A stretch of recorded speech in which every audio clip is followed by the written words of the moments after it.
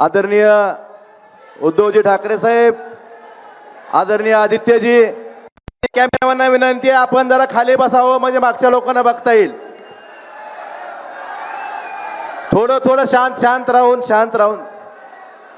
आदरणीय संजय राऊत साहेब, अनिल देसाई साहेब, विनायक राऊत साहेब, सर्व सन्मान्य मंडळी साहेब, मी जास्त बोलणार नाही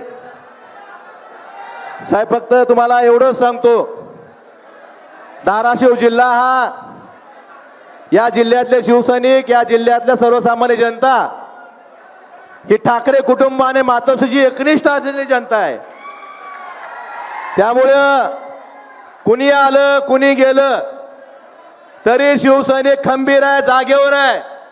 साहेब, पाऊस होता या धाराशिव मध्ये, दुसरा हॉल मिळाला नाही आपल्याला, परंतु विनंती आहे की आपण किंवा आदित्य साहेब आम्ही शेतकऱ्यांसाठी 1-2 महिन्यात आंदोलन घेणार आहेत.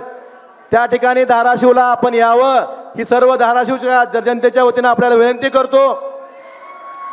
आणि साहेब एवढंच सांगतो की निष्ठा ही बोलून दाखवायची नसते साहेब, कृतीतून दाखवायची असते.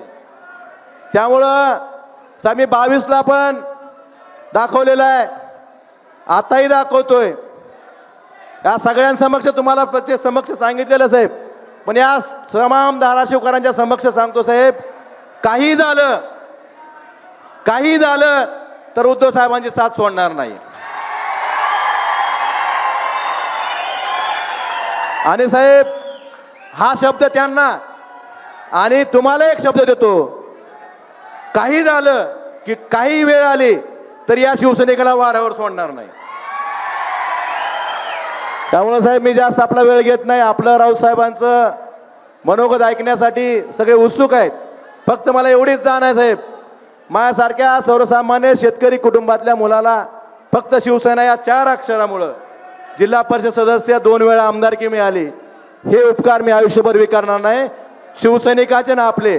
त्यामुळे मी कायम आपल्या सोबत आपल्या आशीर्वादाने इथून पुढच्या काळात काम करत राहील. आणि धाराशिव जिल्ह्यातली शिवसेना ही ज्या कार्यकर्त्याची संघर्ष करायची तयारी आहे, व्यवस्थेच्या विरोधात आवाज उठवायची तयारी आहे, अशा कार्यकर्त्याला घेऊन सर्वसामान्याचा आवाज बनून इथून पुढच्या काळात ही शिवसेना काम करेल. एवढा शब्दातून माझ्या शब्दाला विराम देतो. धन्यवाद साहेब. जय हिंद, जय महाराष्ट्र.